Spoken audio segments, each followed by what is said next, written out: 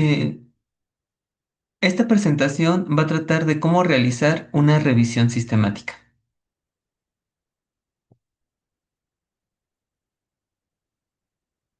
Para empezar, una revisión sistemática va a ser una evaluación ordenada y estructurada de los artículos para responder una pregunta de investigación muy específica. Si los datos llegan a ser homogéneos, se puede realizar un metaanálisis, que es un análisis estadístico de los resultados. Es decir, una revisión sistemática, es una investigación y parte en primer lugar con una pregunta.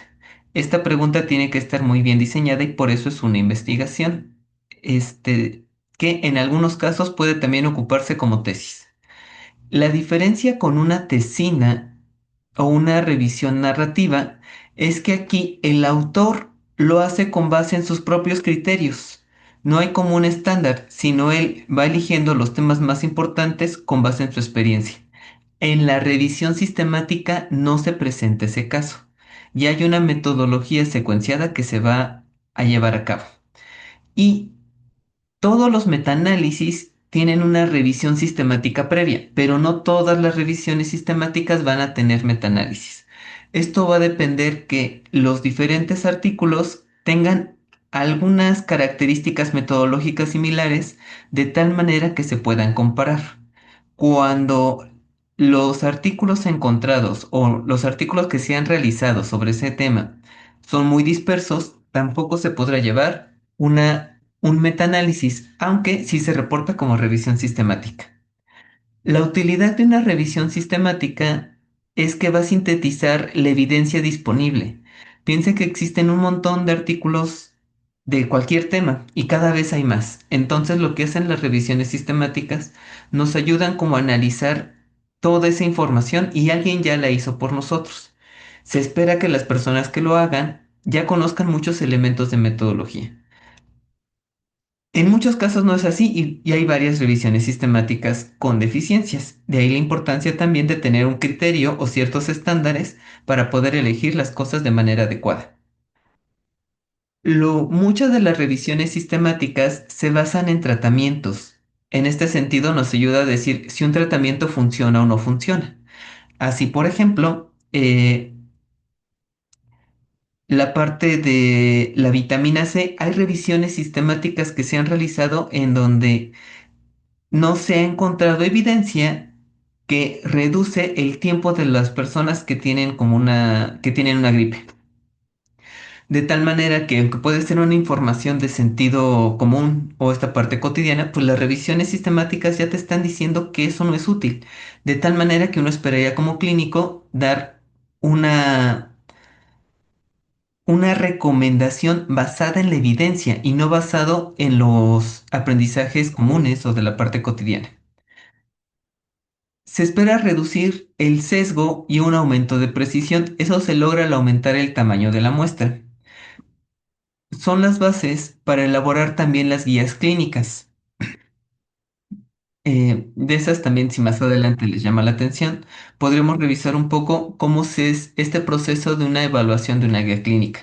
Es la parte sencilla la evaluación de la guía clínica. Lo complicado es identificar y leer la información pertinente. También ayuda para identificar vacíos en el conocimiento. ¿Qué otras características son las que no se llegan a conocer? Los elementos de la ciencia no son cosas como sorprendentes, se avanza pasito a pasito, de tal manera que en ocasiones un pequeño cambio de población, o sea, no es lo mismo que la vitamina C en niños, en mujeres embarazadas, en adultos, en viejitos. Simplemente ese cambio de población cambia entonces las respuestas. La dosis también puede ser un otro elemento que varíe, entre otras características. Son pequeños elementos que se van acumulando paso a pasito. Hay varios tipos de revisiones sistemáticas. Están las que analizan directamente intervenciones, unas que ayudan a identificar los métodos diagnósticos. Para esto lo que analizan es la sensibilidad, es decir, qué tan cercano es, qué tan certero es en que la persona sí tenga una enfermedad o la especificidad, qué tan seguro es que la persona no lo tenga. También se pueden identificar factores de riesgo. Hay revisiones de revisiones sistemáticas. Estas se llaman revisiones sombrilla y lo que hacen es analizan hay ya temas que tienen un montón de revisiones, entonces intentan juntar la información que está disponible. De aquí muchas veces sirve para conocer la panorama de lo que hay de investigación, pero no siempre analizan datos en comparación cuando ya son con estudios más pequeños. También hay revisiones en red. Aquí lo que hacen es juntan los datos de varios artículos y posiblemente para una misma para un mismo enfermedad puedan existir varios tratamientos, pero hay solamente artículos individuales que han probado cada uno de los tratamientos. Lo que hacen las revisiones red es toma los datos y los va comparando entre ellas matemáticamente. Y estas son revisiones que tienen un proceso sistemático. Nuevamente, no confundir con revisiones narrativas. Las de revisiones narrativas son monográficas y les va a servir de utilidad para empezar a conocer un tema. De hecho, yo recomendaría, si no conocen de un tema, empezar por este tipo de revisiones. Y ya que lo conocen, se pueden saltar a las revisiones sistemáticas porque si ven, los temas son muy específicos. Me interesa una intervención, un diagnóstico, factores de riesgo para poder identificar cuáles son los temas centrales. ¿Cómo se realiza una investigación sistemática? Lo primero es tener una pregunta de investigación. Generalmente se basa con la estructura PICO. Esto de PICO quiere decir población, intervención, control y desenlace. Eh, la D sería output, de inglés, pero bueno, se queda el elemento PICO. Esa es la pregunta que generalmente se va como a realizar. Más adelante voy a hacer un video para cómo estar buscando o estructurar un poco más estas preguntas. Se tiene que reportar una estrategia de búsqueda y esta tiene que ser clara y reproducible. No se limita solo a una base de datos, sino que tienen que ser varios y se hace de manera explícita. Por eso es sistemático, es decir, lo mismo que hace otro autor, yo lo puedo hacer y voy a encontrar cosas más o menos similares. Van a variar muy poquito porque se van a estar publicando artículos continuamente y si la información fue de hace un año, tal vez aumenten dos o tres, pero en general va a ser muy parecido. Va a indicar explícitamente cómo se localizan y cómo se van a seleccionar los estudios. Una vez seleccionados los estudios, cómo se extraen los datos. Y en algunos casos es la evaluación de la calidad de la evidencia. Bueno, esto no es en algunos casos. En todo se tiene que evaluar generalmente con una herramienta de sesgo. Lo que sí, en algunos casos, después esta información se evalúa para tomar decisiones. Esa toma de decisiones es lo de Gray y es con lo que se basa para hacer las guías clínicas.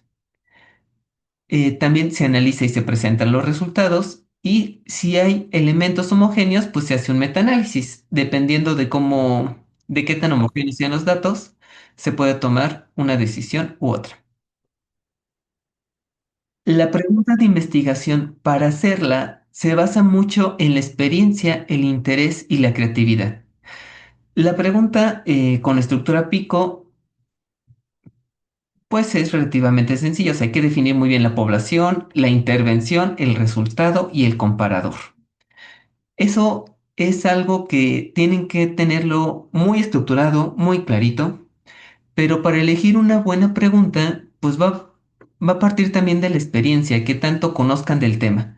Ahorita en el nivel licenciatura van a empezar a conocer muchos temas, entonces su experiencia es pequeña, pero si se meten en un tema, después de 2 años su experiencia va a aumentar. Y ya sabrán qué se conoce de ese tema y cuáles características serán las nuevas, cuáles características serán las diferentes. Ahorita mucho de lo que conocen es nuevo, entonces se les hace sorprendente. Hay muchos libros de medicina que subrayan lo más importante y todos subrayados. Primero generalmente se revisa un tema para poder estar identificando qué sería lo valioso, pero eso puede tomar años, generalmente para poder medio conocer de un tema y ya estar empezando a proponer cosas nuevas. o no tan nuevas, pero bueno, ya proponer, son 10 años estando como en ese tema de investigación, si es un rato el que se toma. Del interés, pues les tiene que gustar el tema, porque toma mucho tiempo, entonces uno está pensando constantemente en ello y va aprendiendo sobre ese tema. Y la creatividad es un elemento que va a ser muy diferente con respecto a las inteligencias artificiales, es que a la inteligencia artificial se le pueden pedir que haga cosas y lo hace muy eficientemente, pero no tiene metas. Nosotros como personas sí tenemos metas y eso hace entonces que realicemos cosas para llegar a esas metas. Pero primero es surgir ese tipo de metas y esas lo obtenemos como humanos, como estos elementos de lo que necesitamos para poder llegar a lo que deseamos.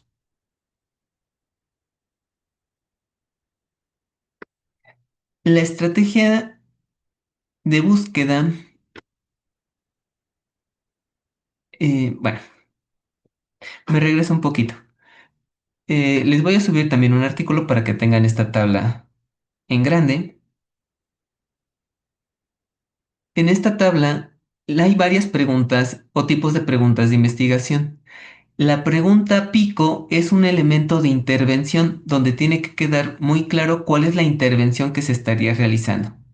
Pero en otros tipos de preguntas, por ejemplo, de factores de riesgo, es una pregunta que se conoce con el acrónimo PEO, porque aquí no es una intervención, es una exposición. Y también tiene que quedar muy claro cuál es la exposición. Un ejemplo de una exposición sería el tabaquismo. ¿Qué efecto tiene el tabaquismo y un resultado para producir cáncer?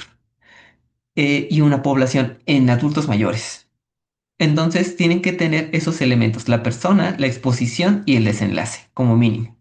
En otros puede ser la prueba diagnóstica, en donde tienen que identificar el estándar de oro y la prueba que quieren comparar, igual el resultado de si o no lo quieren comparar. Esas son como las más frecuentes. Las otras son especializadas, si les llama la atención me pueden preguntar personalmente y ya les comentaré un poco más al respecto. Ahora sí. Ahorita voy a hacer un ejercicio, en un momento voy a hacer un ejercicio de una estrategia de búsqueda en esta página donde uno puede acceder fácilmente a los buscadores reconocidos científicamente. Esto se conoce como índices y aquí se van a encontrar indexados varias de las revistas en general más reconocidas. El lugar para donde tiene mayor relevancia es esta, que es Web on Science. Esta en relación con la ciencia.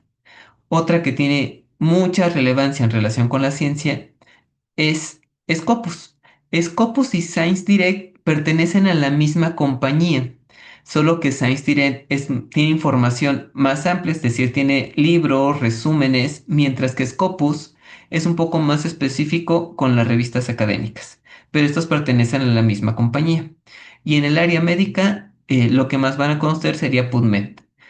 Cuando digo que esta es la que tiene, Web on Science es la que tiene mayor elementos de calidad, es porque existe algo que se llama el Journal Citation Report, que da un número que se conoce como factor de impacto para estar identificando qué tan citada es esa revista o los artículos de esa revista, y eso le va dando este elemento de factor de impacto. Claro, para poder pertenecer a este índice piden muchos requisitos, por eso generalmente muchas de las revistas que están ahí ya pasaron como varios criterios y ya es un criterio para o al menos da cierta sensación de confianza de que es de buena calidad.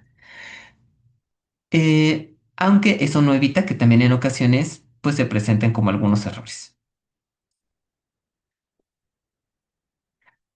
Una vez que se identificaron los artículos, se bajan en bases de datos y en el caso de la revisión sistemática se va identificando cuántos fueron los que encontraron, en qué bases de datos, se juntan todos los artículos. Posteriormente de que se juntan todos, se quitan los duplicados. Ya que se quitaron los duplicados, se revisan los títulos, todos los títulos que estarían presentes para ver cuáles son los que podrían cubrir los criterios de inclusión y de exclusión. Después de esto, generalmente uno puede encontrar 3.000 artículos y revisa los títulos y se queda como con 100. Esos 100 sí se descargan y se leen por completo. Nuevamente se revisan que cumplen los criterios de inclusión y de exclusión y generalmente uno se queda con 9, con 5 y con esos 5 es con los que se hace la revisión sistemática. Hay que colocar explícitamente ya en esta fase por qué se excluyeron esos artículos. De esos artículos que ya se van a analizar, también se puede colocar cuánto simplemente va a ser cualitativamente y cuánto se puede también hacer un metaanálisis. Para hacer un metaanálisis se requieren mínimo 2 artículos. Con 2 artículos ya se puede hacer el metaanálisis. Aquí también es muy importante tener muy claro criterios de inclusión y de exclusión, que se va a basar justo en la población que uno esperaría.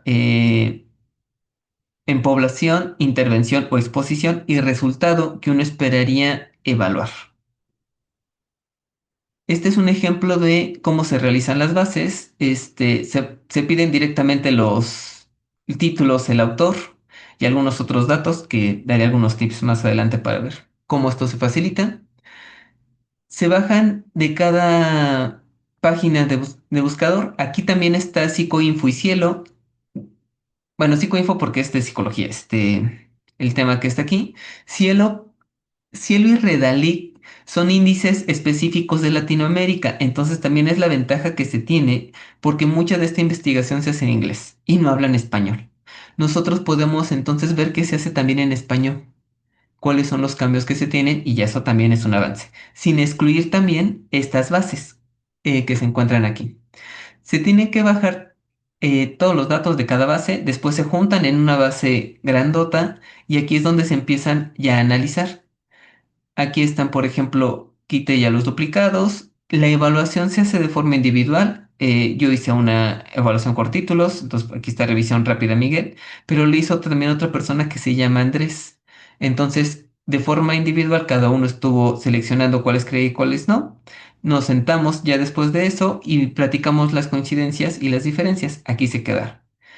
Esa es la primera fase rápida, pero así igual siguen los elementos más adelante.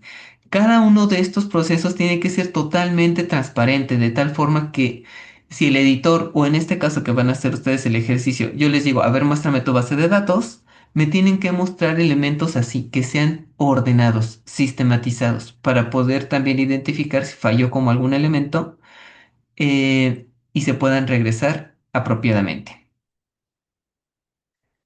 Los datos se extraen. Yo les pongo como ejemplo esta tabla en un archivo que van a llenar, donde está el autor, si son más autores, el año y el numerito de la referencia, el diseño, características de la población como la N, la edad, el sexo y alguna característica que consideren relevante, el nombre de la variable de intervención y el nombre de la variable de resultado, es decir, el output.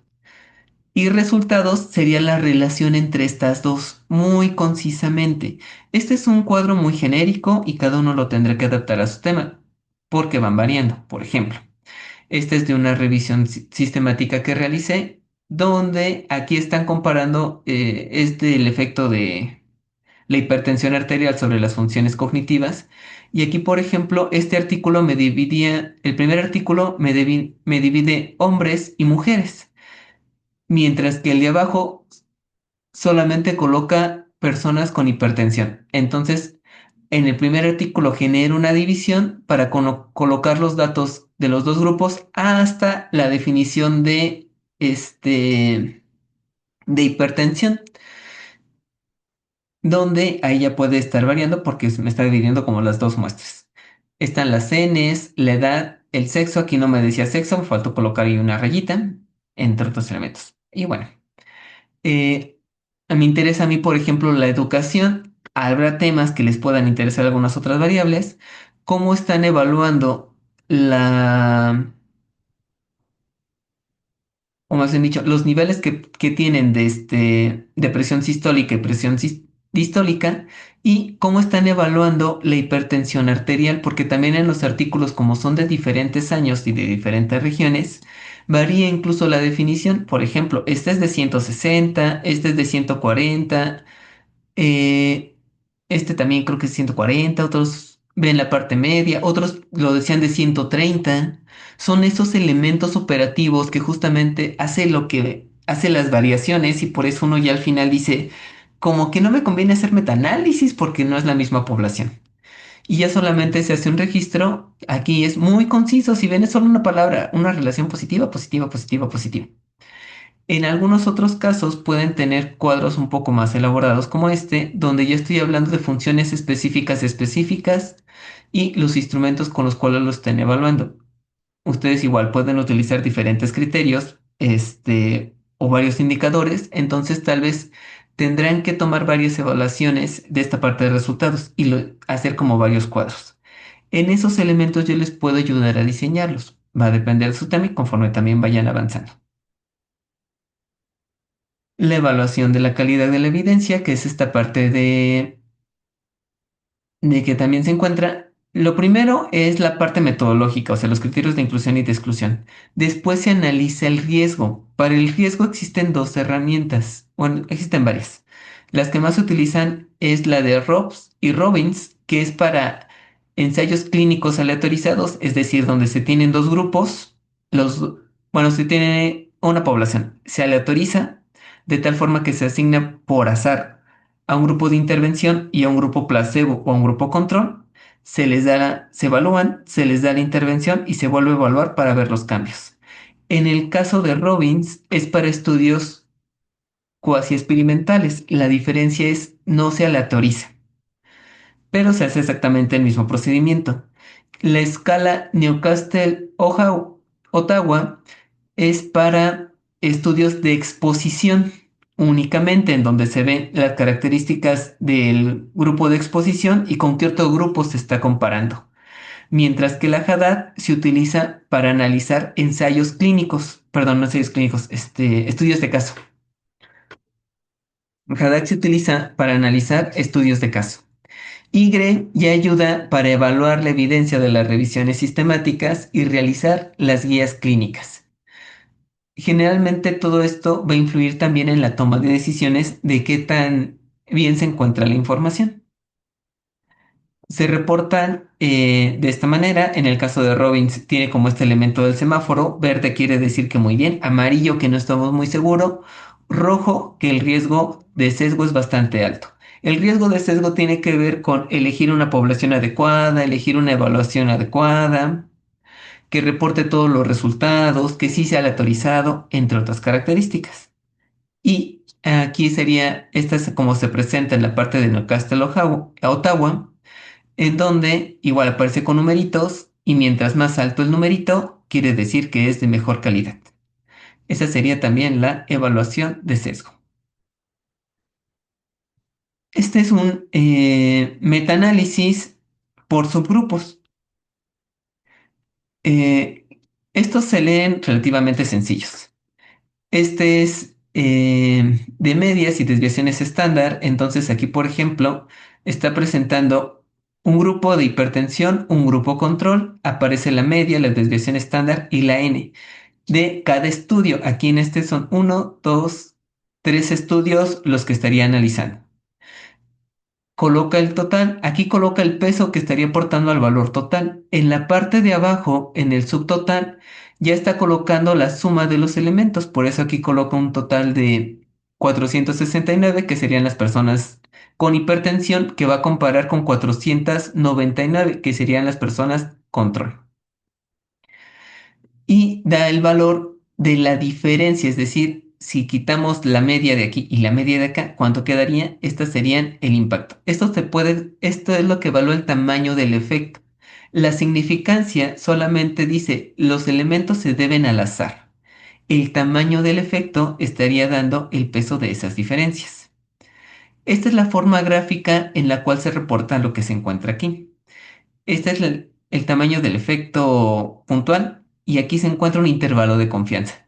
El tamaño del efecto puntual es como una apuesta de, a ver, estoy pensando entre un número de, o estoy pensando un número, ¿qué número? Y la medida puntual es 5. Ah, bueno, pero pues es muy, muy rudo. Entonces uno puede decir, bueno, estoy pensando entre un número entre 3 y 7. Es decir, el intervalo de confianza pues da un rango. Y esta es la forma gráfica. Cada una de estas figuritas representa un estudio. El tamaño del cuadrado representa qué tanto está aportando, es decir, mientras más grande, quiere decir que el tamaño de la muestra fue mayor y está aportando más para una evaluación global. Las rayitas estarían indicando el tamaño, el intervalo de confianza. Mientras más amplias las rayitas, quiere decir que el intervalo de confianza es más amplio. Y el rombo que se encuentra en la parte de abajo sería la suma de los tres. Igual, mientras más alargado esté el rombo, como en este caso, aumenta el intervalo de confianza. Se mide general, una forma de medirlo sería como en desviaciones estándar, y el punto básico es el cero en este tipo de gráficas, donde el cero sería la parte como de comparación. Aquí dice a favor de hipertensión o control, hay que ver a qué se refiere un poquito a eso y ver cuáles serían como estas diferencias, en dónde se estarían encontrando. En este caso, es una medida que yo creo que mientras más alta la puntuación, menor rendimiento tienen. Aquí está indicando a las personas con hipertensión, si bien tienen una mayor puntuación, eso quiere decir que están mal, mientras que las personas con control están mejor en muchos de los casos.